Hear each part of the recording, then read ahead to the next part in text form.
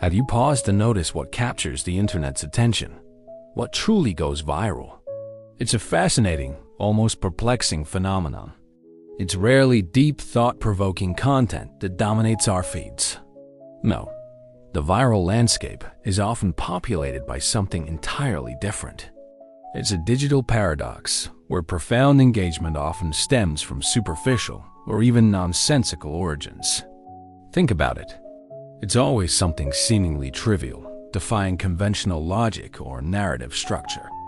It could be a random number appearing mysteriously in a video, sparking endless speculation and comment threads, a digital scavenger hunt, or a distorted monster, an uncanny AI-generated creature, unsettling enough to make you stop scrolling and stare, even if you don't understand why.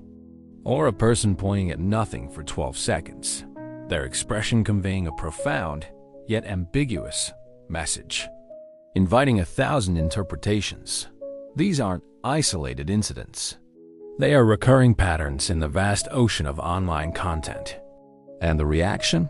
Millions of people will engage with it. They'll watch, share, and comment with phrases like, "Yeah, I felt that." It's a shared, visceral response to something that offers no clear meaning or intellectual stimulation. A collective nod to the absurd. This isn't about understanding. It's about a shared, almost primal, reaction to the unexpected.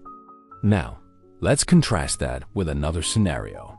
Someone dedicates weeks, even months, to crafting a truly thoughtful video. This isn't just casual content.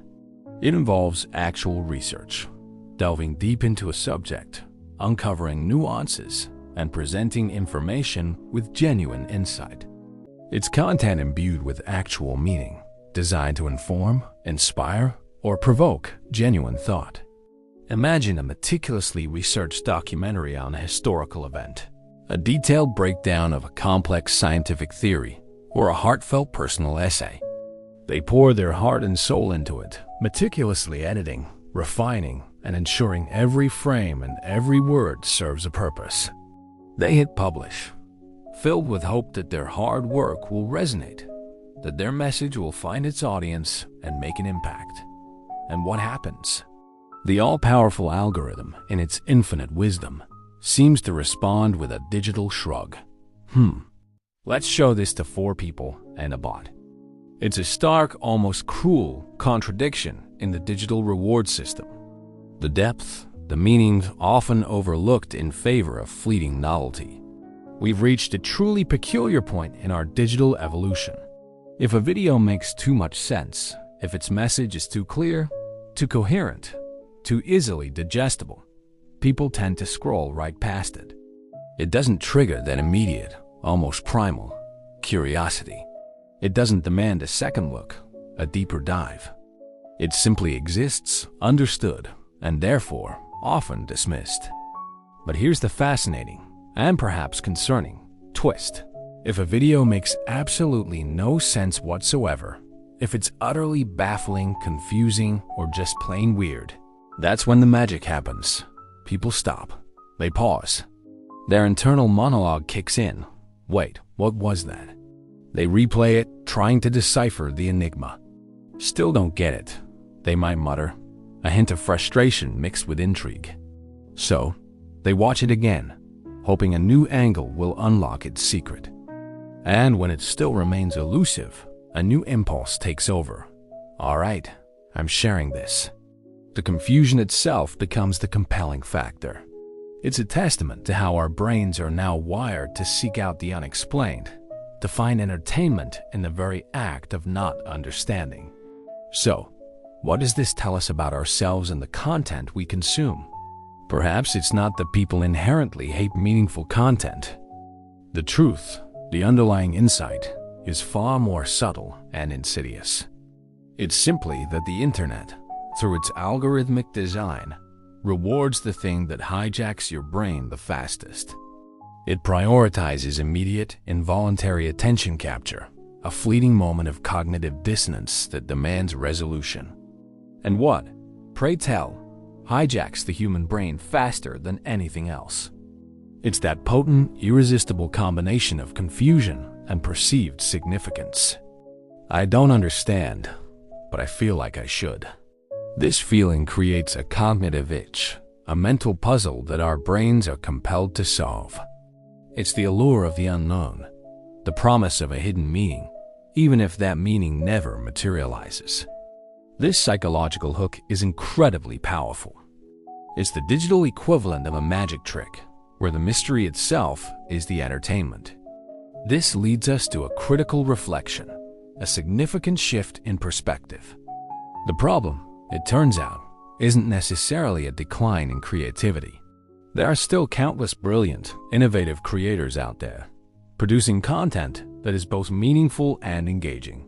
The real issue is that we, as consumers, have been subtly, yet profoundly, trained to treat confusion like entertainment. Our brains have been conditioned to associate the perplexing with the pleasurable, the baffling with the engaging. We've learned to find satisfaction not in comprehension, but in the pursuit of it, even if that pursuit is ultimately fruitless. If something appears chaotic, undeniably weird, or evokes an uncomfortable, uncanny feeling, our immediate assumption is that it must be important. This isn't a conscious choice. It's a learned response, a behavioral pattern reinforced by endless scrolling and algorithmic feedback loops. We've become detectives of the nonsensical, seeking meaning where none may exist, simply because the act of searching has become entertainment. The algorithm, in essence, has taught us to chase the rabbit down a hole, even if the rabbit isn't real. Let's be clear about one thing, a crucial distinction often misunderstood. The internet didn't inherently shorten your attention span. That's a common misconception, a convenient scapegoat for a more complex psychological shift. What it did, far more effectively and subtly, is convince you that being confused means you're entertained. It reframed the very definition of engagement. It taught us that the struggle to comprehend is not a barrier, but a pathway to enjoyment. It's a subtle re-education of our cognitive processes, where the absence of clarity becomes a feature, not a bug. This is the ultimate punchline, the profound truth at the heart of our digital experience. We are not just passively consuming content. We are actively participating in a system that rewards our confusion. So, the next time you find yourself endlessly replaying a video that makes no sense, ask yourself, am I truly entertained or am I just confused? And what does that distinction mean for how we engage with the world, both online and off? For more daily perspectives that challenge the way you see the digital world, be sure to follow Daily Reset Lab.